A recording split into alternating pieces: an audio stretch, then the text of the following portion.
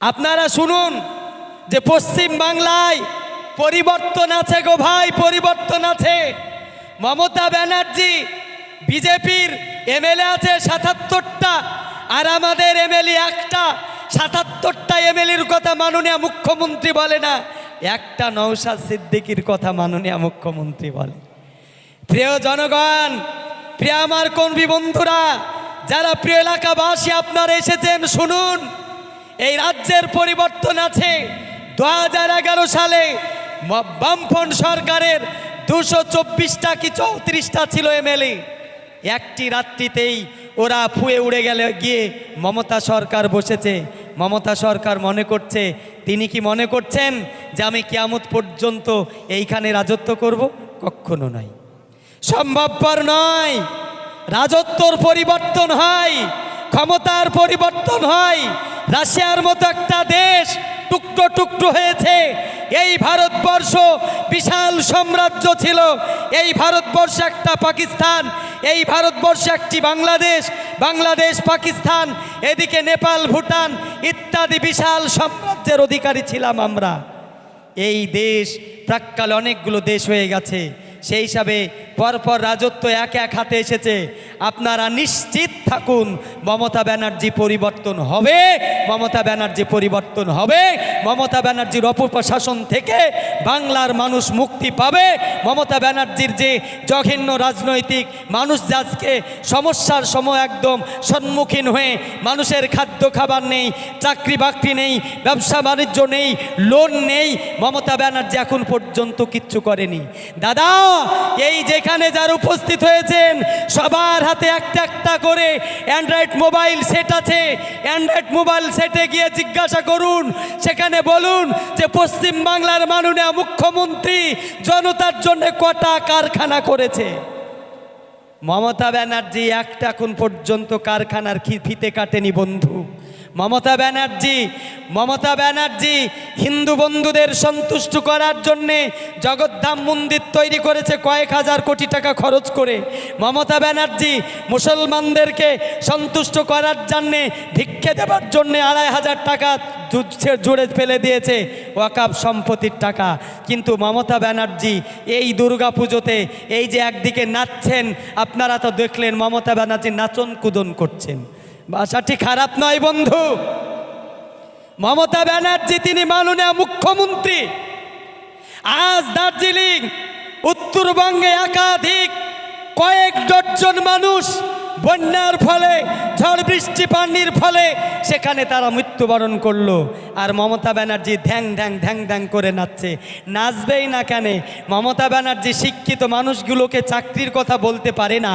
শিক্ষিত মানুষগুলোকে চাকরির কথা বলে না। বলে পুজোর সময় তোমরা মায়েরকে বলো, মাকে গিয়ে বলো যে তোমরা ঘুগনি তৈরি করে দাও, ঘুগনি নিয়ে বসে যাবে, তোমরা মুড়ি বিক্রি করবে, হেভি ইনকাম হবে।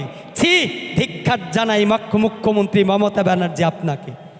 আপনি রাজ্যের মুখ্যমন্ত্রী, এই রাজ্যের মুখ্যমন্ত্রী হবার পরেও এতটা নির্লজ্জতার সাথে কথা বলতে পারে, এটা আমরা ভাষায় প্রকাশ করতে পারি না। প্রিয় বন্ধুরা, সেই হিসাবে আসুন, আইএসএফ গোটা বাংলার মাটিতে আগামী দিন আইএসএফ সে আপনাদের দরজায় কড়া নাড়া দিয়েছে। আইএসএফ রাজত্ব করবে, শান্তির রাজত্ব, গরিবের পাশে দাঁড়াবে, খেটে খাওয়া মানুষের পাশে দাঁড়াবে, নিরীহ মানুষকে নিয়ে আইএসএফ চলবে। আজ আমাদের প্রিয় লিডার নওশাদ সিদ্দিকী, তিনি প্রত্যেকটা কাজ তিনি আমাদের দেশের সংবিধানকে সামনে রেখে করেন। তিনি প্রতিটি কাজ জনতার স্বার্থে করেন। তিনি প্রতিটি কাজ নিরীহ মানুষের স্বার্থে করেন। তিনি প্রতিটি কথা জনতার কল্যাণের স্বার্থে বলেন। তিনি প্রতিটি কথা, প্রতিটি চলা তিনি মানুষের উপকার কিছু হবে সেইটাই তিনি কিন্তু বলেন। যার জন্যেই একজন তরুণ লিডার নওশাদ সিদ্দিকী আমার কর্মী, আমি যখন এই রাজ্যের সাধারণ সম্পাদক ছিলাম, দীর্ঘদিন একসঙ্গে লড়াই করেছি। সেই নওশাদ সিদ্দিকী আজ গোটা বাংলার সমাজ আজ চাইছে আগামী দিন পশ্চিম বাংলার মাটিতে অপশাসন যেটা চলছে সেটাকে দূর করে শান্তি প্রতিষ্ঠিত করার জন্যে আপনারা যারা এই মঞ্চে এসেছেন বক্তব্য শুনতে এসেছেন, আপনাদের বারবার অনুরোধ রাখতে চাইছি আপনারা সামনে এসে বসবেন। প্রিয় এলাকাবাসী, আপনাদের আমরা জানিয়ে খুশি হচ্ছি যে আজকে ঐতিহাসিক মুহূর্ত, নওশাদ সিদ্দিকী তিনি আসছেন। আমাদের এই সেকুলার ফ্রন্টের যিনি রাজ্য সাধারণ সম্পাদক তিনি আছেন, যিনি আমাদের অফিস সম্পাদক মীর ভাই তিনি আছেন, যিনি আমাদের রাজ্যের একমাত্র একাধিক নেতা আছেন যারা 50-70 হাজারেরও বেশি ভোট পেয়েছেন বিগত বিধানসভায়। আমার মাওলানা শাহাবুদ্দিন ভাই সাহেব তিনি কিছুক্ষণের মধ্যেই মঞ্চে আসবেন। তিনি প্রায় 70 হাজারের বেশি ভোট পেয়েছিলেন, দ্বিতীয় পজিশন ছিলাম আমরা সব জায়গায়। এর জন্যই তো মমতা ব্যানার্জি আমাদের ভয় পায়, এর জন্যই তো আমাদের ভয় পায়।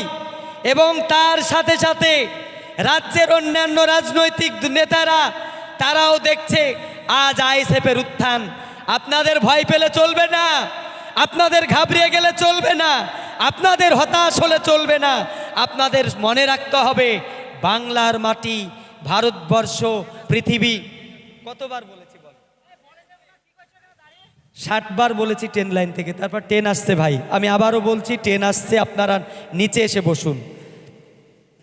আপনারা শুনুন যে পশ্চিম বাংলায় পরিবর্তন আছে গো ভাই, পরিবর্তন আছে। মমতা ব্যানার্জি বিজেপির এমএলএ আছে 77টা, আর আমাদের এমএলএ একটা। 77টা এমএলএর কথা মাননীয় মুখ্যমন্ত্রী বলে না, একটা নওশাদ সিদ্দিকীর কথা মাননীয় মুখ্যমন্ত্রী বলে।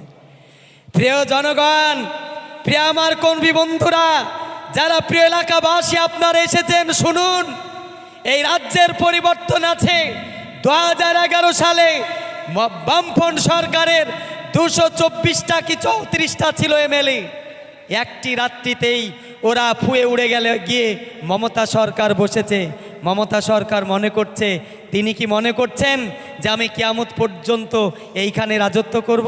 কখনো নয়, সম্ভবপর নয়। রাজত্বর পরিবর্তন হয়, ক্ষমতার পরিবর্তন হয়। রাশিয়ার মতো একটা দেশ টুকরো টুকরো হয়েছে। এই ভারতবর্ষ বিশাল সাম্রাজ্য ছিল, এই ভারতবর্ষ একটা পাকিস্তান, এই ভারতবর্ষ একটি বাংলাদেশ, বাংলাদেশ পাকিস্তান, এদিকে নেপাল, ভুটান ইত্যাদি বিশাল সাম্রাজ্যের অধিকারী ছিলাম আমরা। এই দেশ প্রাক্কালে অনেকগুলো দেশ হয়ে গেছে, সেই হিসাবে পরপর রাজত্ব এক এক হাতে এসেছে। আপনারা নিশ্চিত থাকুন মমতা ব্যানার্জি পরিবর্তন হবে, মমতা ব্যানার্জি পরিবর্তন হবে। মমতা ব্যানার্জির অপপ্রশাসন থেকে বাংলার মানুষ মুক্তি পাবে। মমতা ব্যানার্জির যে জঘন্য রাজনৈতিক, মানুষ আজকে সমস্যার সময় একদম সম্মুখীন হয়ে, মানুষের খাদ্য খাবার নেই, চাকরি বাকরি নেই, ব্যবসা বাণিজ্য নেই, লোন নেই, মমতা ব্যানার্জি এখন পর্যন্ত কিচ্ছু করেনি।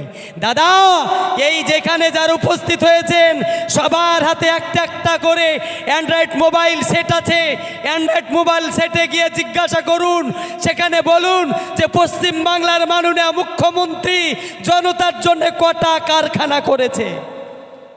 মমতা ব্যানার্জি একটা এখন পর্যন্ত কারখানার ফিতে কাটেনি বন্ধু। মমতা ব্যানার্জি হিন্দু বন্ধুদের সন্তুষ্ট করার জন্যে জগদ্ধাম মন্দির তৈরি করেছে কয়েক হাজার কোটি টাকা খরচ করে। মমতা ব্যানার্জি মুসলমানদেরকে সন্তুষ্ট করার জন্যে, ভিক্ষে দেওয়ার জন্যে 2,500 টাকা জুড়ে ফেলে দিয়েছে ওয়াকাফ সম্পত্তির টাকা। কিন্তু মমতা ব্যানার্জি এই দুর্গা পুজোতে এই যে একদিকে নাচছেন, আপনারা তো দেখলেন মমতা ব্যানার্জি নাচন কুদন করছেন। ভাষাটি খারাপ নয় বন্ধু। মমতা ব্যানার্জি তিনি মাননীয় মুখ্যমন্ত্রী। আজ দার্জিলিং, উত্তরবঙ্গে একাধিক কয়েক ডজন মানুষ বন্যার ফলে, ঝড় বৃষ্টি পানির ফলে সেখানে তারা মৃত্যুবরণ করলো। আর মমতা ব্যানার্জি ধ্যাং ধ্যাং ধ্যাং ধ্যাং করে নাচছে। নাচবেই না কেন? মমতা ব্যানার্জি শিক্ষিত মানুষগুলোকে চাকরির কথা বলতে পারে না, শিক্ষিত মানুষগুলোকে চাকরির কথা বলে না। বলে পুজোর সময় তোমরা মায়েরকে বলো, মাকে গিয়ে বলো যে তোমরা ঘুগনি তৈরি করে দাও, ঘুগনি নিয়ে বসে যাবে, তোমরা মুড়ি বিক্রি করবে, হেভি ইনকাম হবে। ছি, ধিক্কার জানাই মুখ্যমন্ত্রী মমতা ব্যানার্জি আপনাকে। আপনি রাজ্যের মুখ্যমন্ত্রী, এই রাজ্যের মুখ্যমন্ত্রী হবার পরেও এতটা নির্লজ্জতার সাথে কথা বলতে পারে, এটা আমরা ভাষায় প্রকাশ করতে পারি না। প্রিয় বন্ধুরা, সেই হিসাবে আসুন, আইএসএফ গোটা বাংলার মাটিতে আগামী দিন আইএসএফ সে আপনাদের দরজায় করে নাড়া দিয়েছে। আইএসএফ রাজত্ব করবে, শান্তির রাজত্ব, গরিবের পাশে দাঁড়াবে, খেটে খাওয়া মানুষের পাশে দাঁড়াবে, নিরীহ মানুষকে নিয়ে আইএসএফ চলবে। তার উত্তরসূরি আমাদের পিজ্জাদা নওশাদ সিদ্দিকী কিছুক্ষণের মধ্যেই মঞ্চে আসবেন। এরিয়ার বন্ধুরা, এরিয়ার সাধারণ খেটে খাওয়া মানুষ, তোমার বক্তা কই? প্রিয় খেটে খাওয়া মানুষ যারা আজকে এখানে এসেছেন, আপনারা জানেন আজ দেখছেন এক ঝাঁক তরুণ তুর্কি ছেলেদের দেখছেন। ভাই সাহেব, পাশের দেশ বাংলাদেশ, সেটাও ছিল ভারতবর্ষ। সেই বাংলাদেশের অপশাসন, দীর্ঘ 18 বছরের বাংলাদেশের অপশাসনকে জনগণ উৎখাত করে সেই প্রধানমন্ত্রী হাসিনাকে ঠ্যাং ধরে ভারতে পার করে দিয়েছে। আমাদের পার্শ্ববর্তী দেশ নেপাল, সেই নেপালে আপনারা দেখলাম যেই নেপালে যেতে হলে কোনো ভিসা লাগে না। আমি একাধিকবার আমার চোখ দেখাতে এবং আমার অনেক বন্ধুদের নিয়ে গিয়েছি। সেই নেপালের সরকার দুবাইয়ে পালিয়ে গিয়ে বসে গেছে, নেপালের উন্নয়ন করতে পারেনি। আমরা দেখলাম তুরস্ক দেখলাম, আমরা দেখছি আর কয়েকটা দেশেও দেখছি। হয়তো শুনবেন 2025 সালে আরও বেশ কটা দেশ, এই দেশের প্রধানমন্ত্রীরা দেশ থেকে পালিয়ে যাবে। আমি মাননীয় প্রধানমন্ত্রী, মাননীয় মুখ্যমন্ত্রী মমতা ব্যানার্জিকে পালিয়ে যেতে বলছি না। আমি মাননীয় প্রধানমন্ত্রী নরেন্দ্র মোদীকে দেশ ত্যাগ করার কথা বলছি না, কিন্তু বলতে চাই, নরেন্দ্র মোদীকেও বলতে চাই, আর এই দিদিকেও বলতে চাই, দিদি দাদার দুজনের সেটিং পশ্চিম বাংলার মানুষ বুঝে গেছে। পশ্চিম বাংলার আদিবাসী মানুষ তারা জেনে গেছে, পশ্চিম বাংলার দলিত শ্রেণীর মানুষ তারা জেনে গেছে, পশ্চিম বাংলার যুব সমাজ জেনে গেছে, পশ্চিম বাংলার সাধারণ খেটে খাওয়া ছাত্র যুবক জেনে গেছে, সবাই জেনে গেছে দাদা দিদির সেটিং বিজেপির সঙ্গে সেটিং টিএমসির আছে। সেটা কেউ জানে না, কে বা জানে না, সবাই জানে। টিএমসির এমএলএ গিয়ে ঢুকে যায় বিজেপিতে, বিজেপিতে 3-4 রাত কাটায়, তারপরে আবার সেখান থেকে ব্যাক করে আসে, কোথায় যায়? আবার টিএমসির ছাতা তুলে এসে দাঁড়িয়ে যায়। মমতা ব্যানার্জি পদ্মফুল আর আপনার হলো ঘাসফুল একই রকম, এই দুটোই ছাগলে পছন্দ করে। তাই আগামী দিন এই ঘাসফুলকে আর পদ্মফুলকে, গরু বাছুর ছাগলকে খাওয়িয়ে দিয়ে এটা দেশ এবং সমাজ থেকে উৎখাত করতে হবে রাজনৈতিকভাবে। রেডি আছি তো নাকি ভাই? আমরা রেডি আছি তো? জোরে বলে আইএসএফ জিন্দাবাদ, আইএসএফ জিন্দাবাদ, আইএসএফ জিন্দাবাদ। নওশাদ ভাই তুমি এগিয়ে চলো, আমরা তোমার সাথে আছি, সঙ্গে আছি, সঙ্গে আছি। নওশাদ ভাই এগিয়ে চলো, আমরা তোমার সাথে আছি, সঙ্গে আছি, সঙ্গে আছি। বন্ধুরা আমার, ভাইরা আমার, বেশি দীর্ঘ বক্তব্য করা আমার ইচ্ছা নেই। একদম আপনারা হয়তো ভাবছেন একদম নব নির্বাচিত আমরা আমাদের এই লিডার, যার ফলে আমাদের কর্মকর্তা যারা এসেছেন আপনারা সাধারণ ভাবছেন যে আজ আমাদের ছেলেদেরকে আপনারা দেখছেন যে তারা সব কিছু পারে।